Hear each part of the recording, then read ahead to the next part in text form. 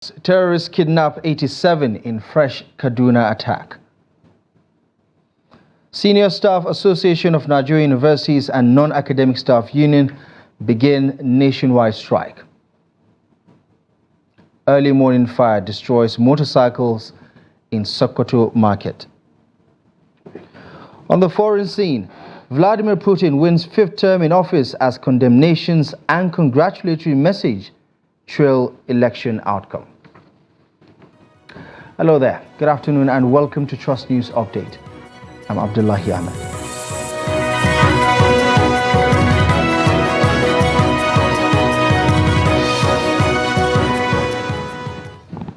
Right, we begin in Kaduna as terrorists on Sunday night kidnapped 87 people after launching a fresh attack on the Kajuru Station community in Kajuru local government area of Kaduna State. A member of the Kajuru Station's youth, Harisu Dari, confirmed the incident on Monday in Kaduna State. Harisu said the terrorists also broke into some shops and stole food items among other valuables. The attack came barely 2 days after 15 women and a man were abducted in the Dogonoma community of Kajuru local government area. Kajuru and Chikun local government areas of Kaduna State had in the past 2 weeks become the hotbed of kidnapping, causing tension across the state. Now, the University of Abuja chapter of the Senior Staff Association of Nigerian Universities and the Non-Academic Staff Union of Educational and Associated Institutions have voiced their discontent with the federal government's alleged continuous disregard for issues bordering on the unions. At the commencement of a 7-day warning strike as directed by the national body, the unions demanded the implementation of the agreements reached between the federal government and the unions. Now, the 3-month suspension imposed on Senator Abdul Ningi due to allegations of 3.7 trillion naira budget padding in the 2024 budget may undergo a review, according to sources familiar with the matter. The Senate, led by Senate President Godswill Akpabio, had suspended the Bauchi lawmaker amidst the controversy surrounding the allegations. Initially, a member of the Appropriations Committee in the Senate, Jimo Ibrahim, moved a motion for Ningi's suspension for 12 months over accusations of criminal misinformation and a breach of peace in the National Assembly and the country at large. However, sources close to the Senate leadership informed Daily Trust that the allegations of budget padding were perceived as an attempt to tarnish the image of the National Assembly and divert the attention from pressing issues in the country. Now, one source also mentioned that the issue leading to Ningi's suspension is currently being resolved amicably.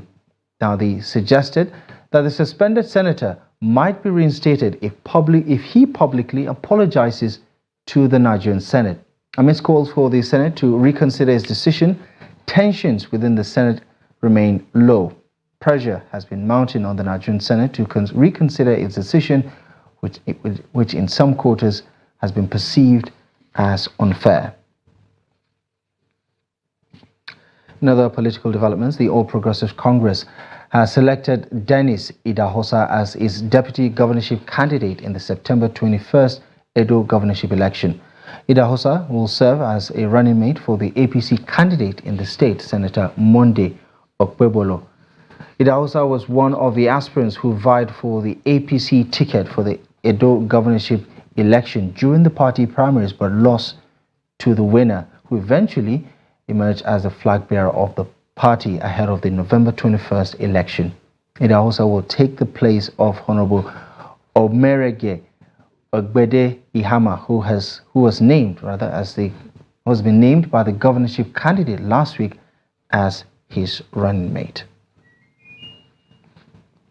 Elsewhere in Osun State, Governor Ademola Adeleke has come under heavy criticism from the All Progressive Congress for allegedly spending 1 billion naira on refurbishing the government house in the state.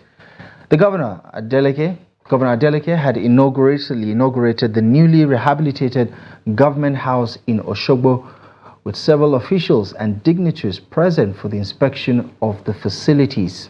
According to a statement, Adeleke's spokesperson Olawale Rashid, the rehabilitation project encompassed various aspects, including the main house, the completion of an abandoned multi-bedroom guest house, remodeling of structures, and a facelift for the entire government house. In response, the APC, through its state chairman, Kola Olabisi, criticized the inauguration, labeling it as, quote, misplaced priority. Olabisi expressed dismay that Governor Adeleke would allocate such a substantial amount for the refurbishment of the government house, particularly during a period of austerity. He emphasized the irony of the situation, highlighting Osun State's unfortunate distinction as the corporate headquarters of poverty in Yoruba land. Away from politics, the Sokoto Central Market has been engulfed in flames, with the motorcycle section of the market being particularly affected. According to an eyewitness, the fire began early in the morning, although its cause remains unknown at the time of this report. According to sources, it was suggested that the fire at the Sokoto Central Market originated from a dump site near the motorcycle section of the market. Shehu Mohammed, the chairman of the Motorcycles Marketers Association, expressed difficulty in estimating the number of motorcycles destroyed by the fire due to its intensity. Now, the Minister of Power, Adelabu Adebayo, says the federal government has released 12.7 billion naira to provide meters in army barracks across the country. The amount is from the 40 billion naira earmarked for the mass metering project. Special Advisor, Strategic Communication and Media Relations to the Minister, Bolaji Tunji, said in a statement in Abuja on Monday. He says the exercise would be in phases, with the Ikeja cantonment being the first phase of the exercise. According to him, the current exercise will last for 6 weeks before the second phase commences. Now, in an effort to bring an end to power rationing and intermittent interruptions of power supply currently experienced in parts of Kaduna metropolis, the management of the Kaduna Electric Distribution Company has earmarked 350 million naira to upgrade the Millennium City in injection substation. Now, the Chief Operating Officer, Abubakar Sadiq Muhammad, stated this in Kaduna over the weekend while taking delivery of a 7.5 megawatts transformer recently procured for onward installation at Millennium City.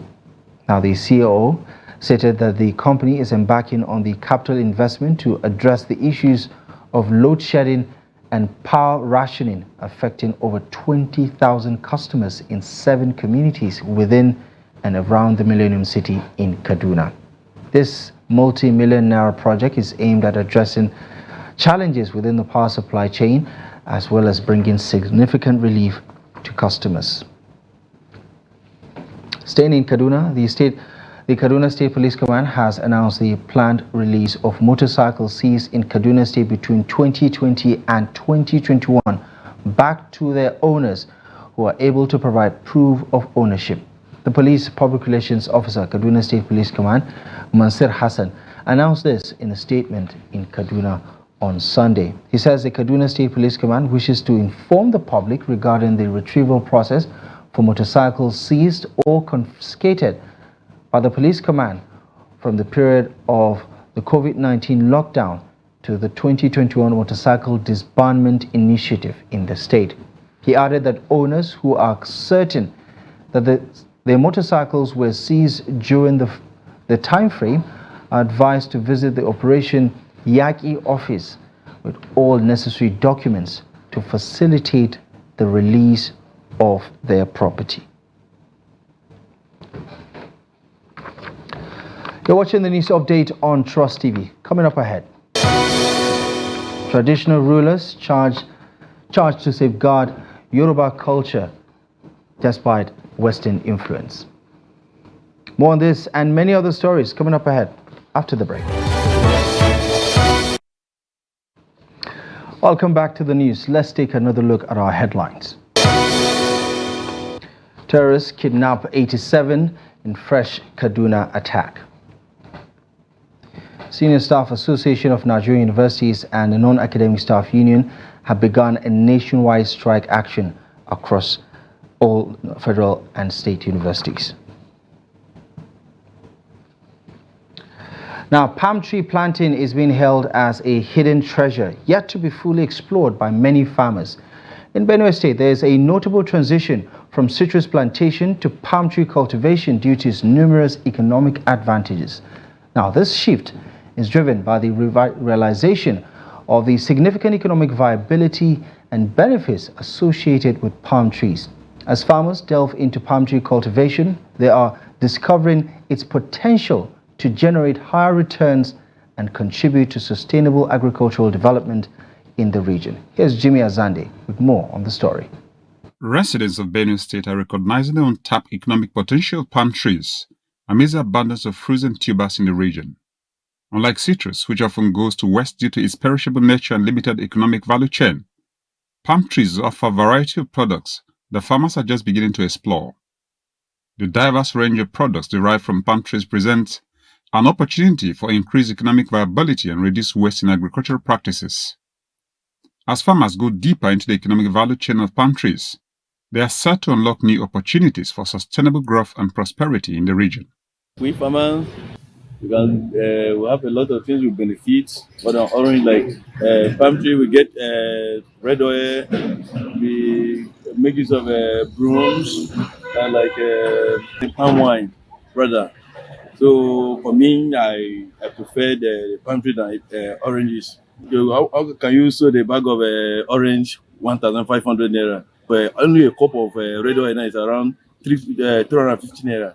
So if you check very well, I think this palm tree is better than the orange. Palm tree is very, very important to plant, because if you plant palm tree, number one thing you start to gain from palm tree is that it will produce shadows in the house. Then number two, after it will produce the shadows, then from there it will still produce you still use the knot to mix for concrete, especially people who are doing building. It's more than gravel. When you use the knot, you can even mix with cement. Then you can build your house very solid. Farmers in Benue State are urging Nigerians to invest in palm trees, emphasizing its potential to drive the future of Nigeria's economy. Recognizing the multiple of economic benefits associated with palm tree cultivation, they believe that investing in this sector will not only yield profitable returns, but also contribute to the overall growth and development of the country. Advise people to plant palm tree because of the economic benefit that are inside. There are too many. We as a local man, we can plant it as a source of palm oil, but going further, we discover that there are a lot of resources to tap in. The earlier government has integrated palm tree plantation into its agricultural policies in Benue State, recognizing its potential for economic growth and sustainability. Palm tree farmers say the cultivation and production process yield significant gains with minimal losses compared to other farm produce in the state. This shows the importance of palm tree cultivation as a viable and resilient agricultural endeavor that aligns with the government's vision for agricultural development and economic prosperity in the state. Jimmy Azande, Trust TV News, Makurdi. Now, traditional rulers in Yoruba land have been charged to be vanguards of safeguarding the Yoruba culture and traditions which are at the brink of extinction. This is coming on the heels of the heavy dominance of foreign cultures and faith in Yoruba culture. Here's Hamid Oyebade with more on the story. The Yoruba people of the southwestern part of Nigeria take pride in their rich cultural heritage. Traditional rulers are the custodians of these cultures and traditions which are meant to be protected jealously. But the dominance of foreign culture and religion among the Yoruba people poses a serious threat to the continued existence of Yoruba culture and tradition. The Olowu of Kuta Kingdom in Osun State Oba Hamid Adekunle Oyelude Makama says the solution starts with the traditional rulers themselves.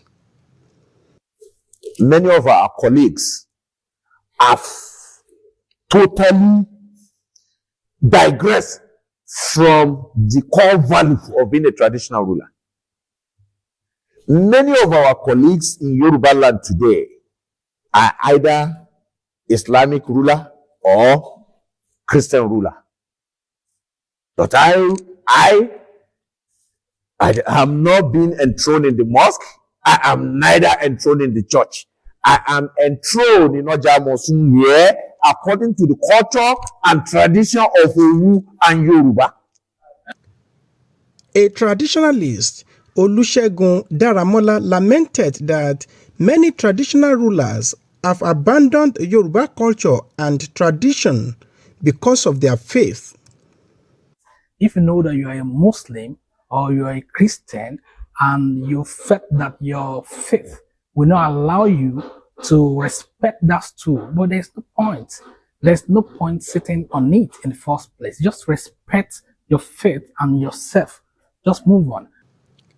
Oba Hamid Adekunle Oyelude Makama appealed to the media to assist in promoting Yoruba culture and tradition.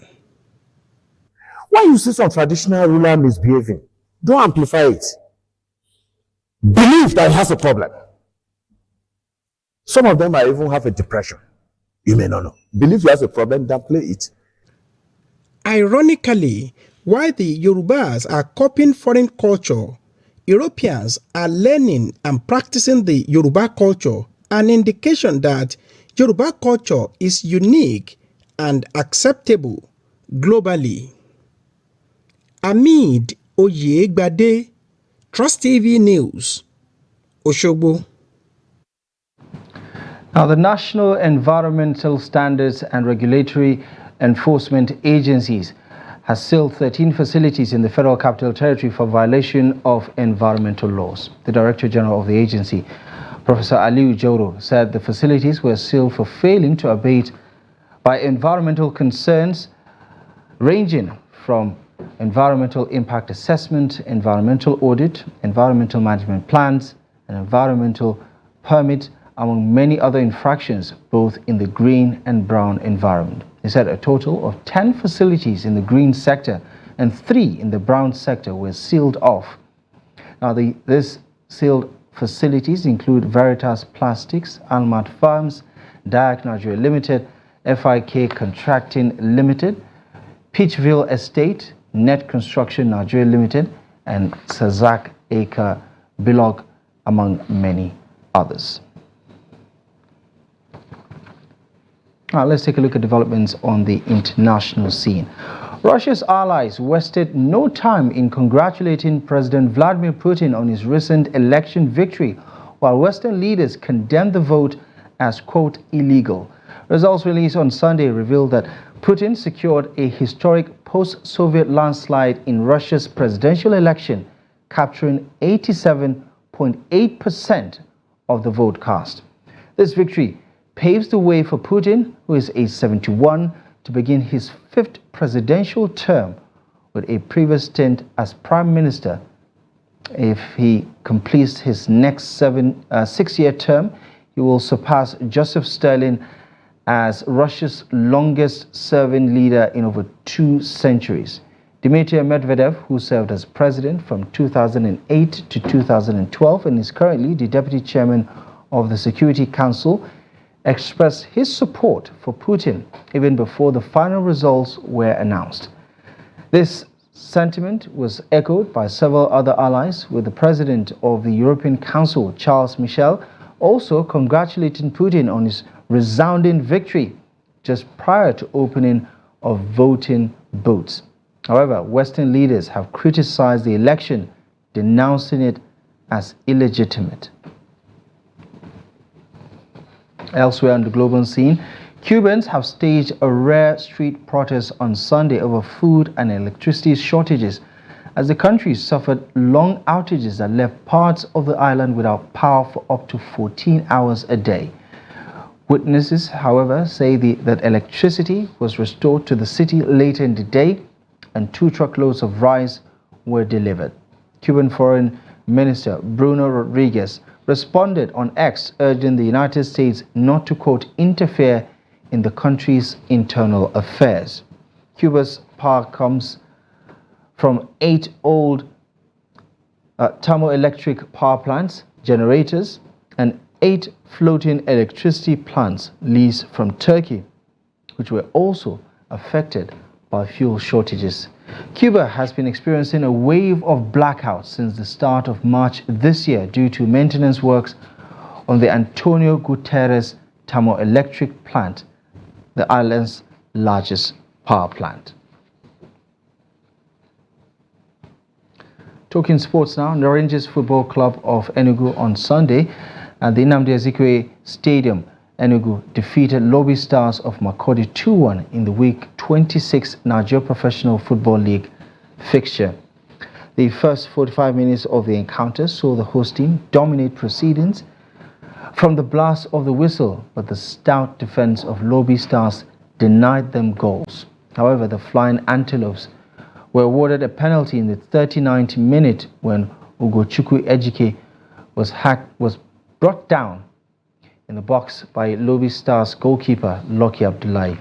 Ugochukwu neatly beat Abdullahi to give Rangers a deserving lead in the 48th minute to end the first half 1-0 as Kingsley Madufori gave Rangers the second goal of the game immediately on resumption of the second half in the 48th minute. Substitute Stanley Ogambo pulled one back for Lobby Stars in the 60th minute. All efforts for Rangers to increase their tally failed, while Lobby Stars' attempt to equalize was also unsuccessful. The Minister of Sports Development, John Eno, has charged Nigerian athletes to make a significant impact at the track and field event at the ongoing Africa Games in Ghana. Now, the Minister of Sports stated this on Sunday in Accra when he visited the athletes ahead of the commencement of the track and field events. They expressed confidence in the team's ability to make Nigeria proud, urging them not to waver in their pursuit of excellence and dominance over rival teams like Egypt. Nigeria, with a formidable contingent of 54 top athletes, is seeking to boost their medal haul when they hit the tracks on Monday in Ghana. Well, that's it. You're up to date with the latest news stories at this hour. Feel free to follow us across our social media platforms as always, and do visit our website trusttv.com for more news and documentaries. My name is Abdullahi Ahmed. Thank you for your time and company.